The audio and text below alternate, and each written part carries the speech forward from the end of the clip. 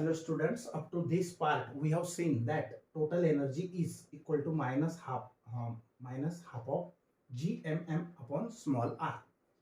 आता total energy of orbiting satellite he is a negative. Total energy orbiting satellite ची negative आली. मग हे निगेटिव्ह साइन काय सांगतं? The negative sign indicates that the satellite is bound to the earth. Negative sign indicates that म्हणजे दर्शविते की satellite is bound to the earth. Bound म्हणजे बांधील आहे. अर्थला तो जणू काही बाउंड आहे, अर्थशी म्हणजे बांधील आहे. तर for the satellite to be free from the earth's gravitational influence. मग फॉर द सॅटेलाइटसाठी टू बी फ्री म्हणजे मुक्त करण्यासाठी, त्याला मुक्त करण्यासाठी कुठून?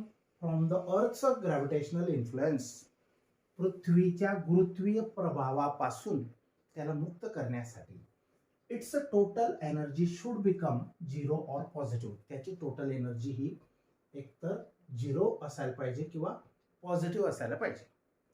आता पॉझिटिव्ह म्हणजे काय की त्याच्याकडे एवढी एनर्जी, एवढ्या एनर्जीने अर्थने त्याला बांधून ठेवलेलं आहे. त्याच्या अपोजिट एनर्जी जर दिली, अपोजिट म्हणजे काय, इथं फक्त प्लस घ्यायचा, half of gmm upon r, हे सगळं सेम, फक्त इथं प्लस घ्यायचा. मग इतकी एनर्जी जर त्याला दिली तर तो फ्री होऊ शकेल. तो ऑलरेडी फिरत आहे, पण या ऑर्बिट मधून पण इन्फिनिटीला घेऊन जाण्यासाठी त्याला इतकी एनर्जी द्यावी लागेल प्लस. म्हणून बाइंडिंग एनर्जीचा फॉर्म्युला आहे. ऍक्च्युली बाइंडिंग एनर्जी ही टोटल एनर्जीच्या निगेटिव्ह असते. मग binding energy is the negative of total energy. आता या ठिकाणी काही मी लिहिलेलं नाही फॉर्म्युला, पण बाइंडिंग एनर्जी फाइंड करायची इक्वल टू मायनस टोटल एनर्जीची व्हॅल्यू किती? टोटल एनर्जी मायनस आहे, आणि ती मायनस व्हॅल्यू जर टाकली तर मायनस मायनस बिकम्स प्लस, असं प्लस होणार.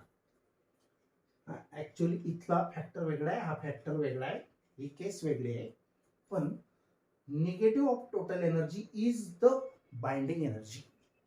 टोटल एनर्जीच्या निगेटिव्ह ही बाइंडिंग एनर्जी असेल.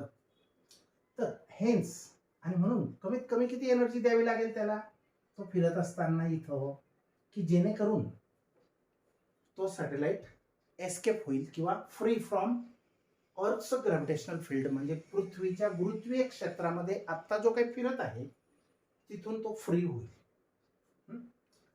Hence the minimum energy to be supplied to unbind the satellite.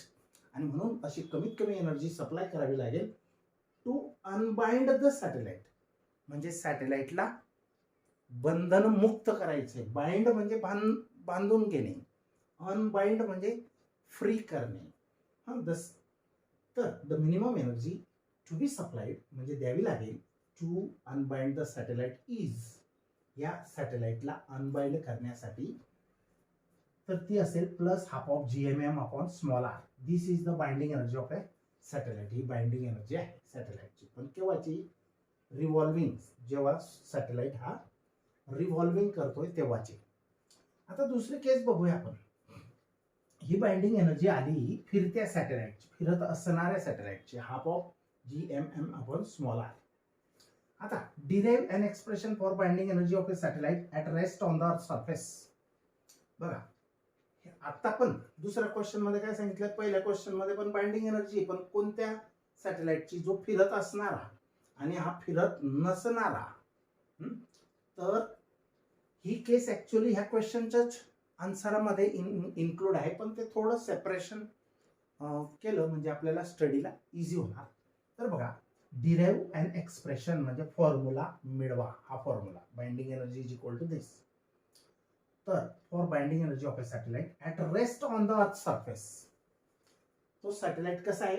At rest म्हणजे पडून आहे, या अर्थच्या सरफेसवर तो सॅटेलाइट पडून आहे. तर त्याची बाइंडिंग एनर्जी किती, म्हणजे पृथ्वीने किती एनर्जीने त्याला बांधून ठेवलेला आहे, तर ती बाइंडिंग एनर्जी काढायची आहे. आणि ही कोणती होती? तो रिव्हॉल्विंग म्हणजे फिरत होता अराउंड द अर्थ, आणि तिथून त्याला इन्फिनिटीला घेऊन जाण्यासाठी जी एनर्जी लागेल that is binding energy orbiting सॅटेलाइटची. आणि ही अनऑर्बिटिंग सॅटेलाइट म्हणजे रेस्टला असणाऱ्या सॅटेलाइटची. क्वेश्चन समजला. मग बाइंडिंग एनर्जीसाठी expression for binding energy of a satellite which is at rest on the earth surface. बर, कसं फाइंड करतात? याच्याच सारखी मेथड आहे बघा. Potential energy, kinetic energy find करा, त्याची टोटल करा आणि टोटल जी येईल तिच्या निगेटिव्ह म्हणजे बाइंडिंग एनर्जी. बस. आता let capital M and capital R be the mass and radius of the earth.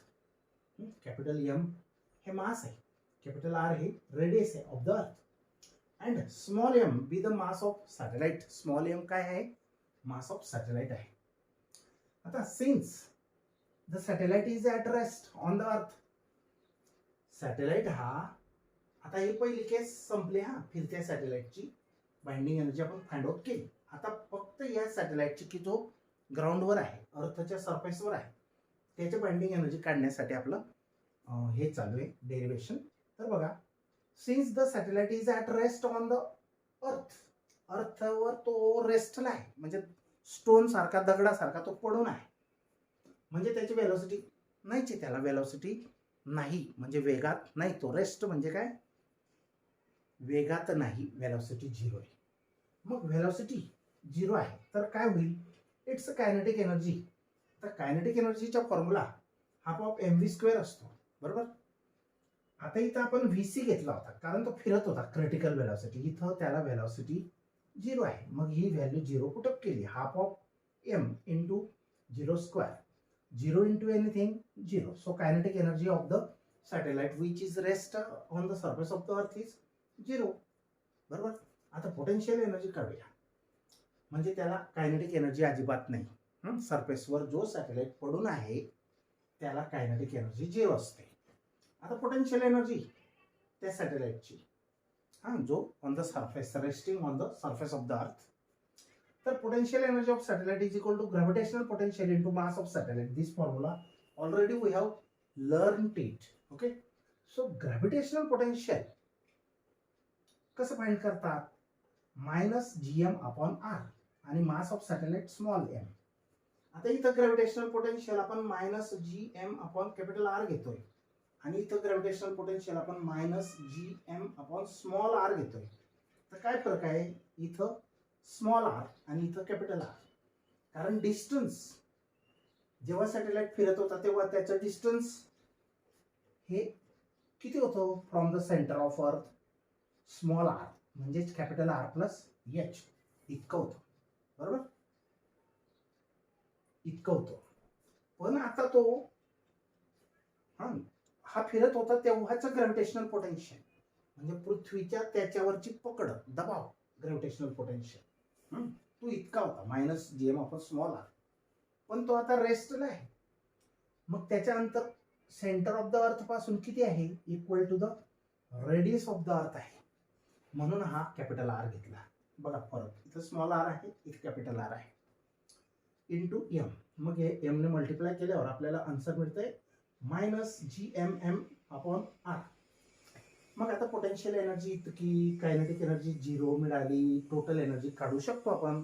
तर total energy of the satellite is, नाव total energy of the satellite कशी फाइंड करतात? Total energy is the sum of potential and kinetic energies. Potential energy plus kinetic energy ची sum करूया. आता potential energy आपण इतकी find केली, -gmm upon capital R plus kinetic energy किती आली? 0. 0 याच्यात ऍड केलं तर तेच आन्सर येणार. So total energy is equal to -gmm upon capital R. Okay. आता या ठिकाणी टोटल एनर्जी ह्या न फिरणाऱ्या सॅटेलाइटची इतकी आली, -gmm अपॉन कॅपिटल R. ही टोटल एनर्जी आहे. आता बाइंडिंग एनर्जी काढायची, मग काय करणार? Binding energy is the negative of total energy. मग binding energy is equal to हे मायनस साइन आणि टोटल एनर्जी ला पण मायनस साइन आहे, म्हणजे minus minus becomes plus. Binding energy is equal to plus gmm upon r. आता हे expression आपण मिळवलं, बरोबर. आता इथं जे निगेटिव्ह साइन होतं ते काय सांगतो? Negative sign to the total energy. Negative sign to the total energy. Total एनर्जीला हे निगेटिव्ह साइन जे आहे ते काय सांगतं, इंडिकेट्स दॅट, म्हणजे दर्शविते की हे निगेटिव्ह साईन टोटल एनर्जीला जे आहे ते निगेटिव्ह साईन इंडिकेट्स दॅट, दर्शविते की the satellite is bound to the earth, की सॅटेलाइट हा अर्थला बाउंड आहे, म्हणजे बांधील आहे, अर्थला सोडून तो जाणार नाही, अर्थवर पडलेला आहे. हा, ड्यू टू, कशामुळे बांधलेला आहे, आता बघा अर्थवर so many bigger stones are there. They are also binded with the earth. अर्थने सगळ्यांनाच बांधून ठेवलेलं आहे. तर due to the gravitational force of attraction, bound कशामुळे केलं आहे, due to the gravitational force of attraction. मग for the satellite to be free, मग सॅटेलाइटला फ्री करायचं आहे कुठून, जमिनीवरून, अर्थच्या ग्राउंडवरून डायरेक्ट इन्फिनिटीला घेऊन जायचं आहे. मग for the satellite to be free from earth's gravitational influence, its total energy should becomes positive. हेच सेंटेन्स आपण परत इथं रिपीट केलं, इतका पार्ट आहे, इथं पण आहे, इथं पण सेम आहे. म्हणून टोटल एनर्जी काय असली पाहिजे, पॉझिटिव्ह असली पाहिजे. आणि पॉझिटिव्ह, मग binding energy is the negative of total energy. Total एनर्जीची व्हॅल्यू मायनस ही पुट केली, हा मायनस या फॉर्म्युल्याचा मायनस हा, आणि टोटल एनर्जीच मायनस आली, तो minus into minus becomes plus. Binding energy is equal to this GMM upon capital R. आता जो फिरता सॅटेलाइट आहे त्याची बाइंडिंग एनर्जी आणि जो रेस्टलेस सॅटेलाइट आहे on the surface of the अर्थ त्याची बाइंडिंग एनर्जी, काय फरक दिसतोय, कोणती जास्त कोणती कमी. हा हाफ आहे बघा, GMM अपॉन स्मॉल आर, हा फुल आहे, इथं 1 जरी लिहिलेलं नाही, तो काय फुल GMM अपॉन आर. आणि अजून दुसरा फरक, इथं हाफ आहे, इथं फुल आहे, पहिला फरक. आणि दुसरा फरक, इथं स्मॉल आर आहे, इथं कॅपिटल आर आहे. स्मॉल आर म्हणजे orbital radius of the satellite, revolving सॅटेलाइटची ऑर्बिटल रेडियस. आणि इथं capital R means radius of earth, कारण because the satellite is resting on the surface of the earth. So here the distance from the center of the earth to the satellite is nothing but equal to the radius of earth. So capital R is there and small r is here. Okay, so these are the two expressions we have seen for a satellite revolving around the earth at certain altitude. The binding energy is this, and the satellite which is resting on the earth's surface, the binding energy is equal to this. So we have seen it. Now we'll stop here.